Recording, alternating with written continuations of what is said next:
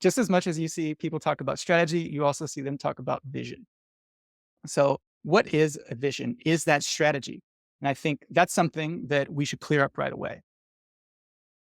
Now, I'm going to pick on a very good and famous source of UX material who I love, but I'm going to pick on them for a bit because when they start talking about UX strategy, it's a little bit confusing.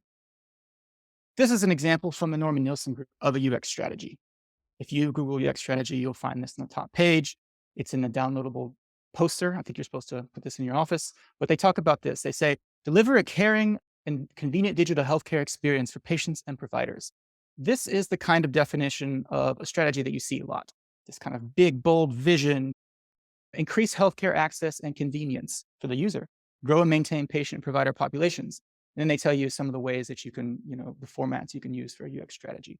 So we see some stuff here, but a lot of this is in that objective category.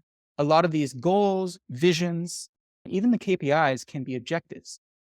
They're telling us kind of the starting point and the end point, but nothing in the middle. Like, what do I actually do here? Like, I know I need to deliver a convenient digital health experience, but how exactly should I do that at this company? And how can I do it in a way that aligns with the business strategy? And that's what UX strategy should be explaining to you. So that's the real power of it. So by defining it as an objective or a vision, we're kind of skipping the step of what the actual strategy is. Now, a vision is super important, but I do think it sits above the UX strategy. That's something that you don't necessarily want to do in a strategy, maybe a starting point for a UX strategy. Visions, goals, endpoints, that's all up here. So a lot of times when you see definitions of strategy, people are going to be talking about this stuff, whereas no one's talking about this. This is kind of the invisible layer. And I would call this the strategic layer. And I don't think a lot of designers are working that strategic layer. So today, hopefully you have enough information at the end of this talk to start doing that. So don't do this. Don't confuse objectives with strategy.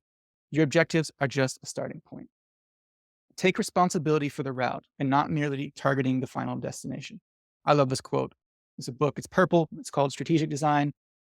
And they talk a lot about designing the route, talking about the roadmap, talking about the signs on the way, and not just where you're going to end that destination. That endpoint, while it's important, generally as a UX strategist, UX designer, that's not set by you. That's set by your boss. That's set by the head of product, the head of the company. So let's not confuse objectives with strategy, and we'll be doing pretty good, actually.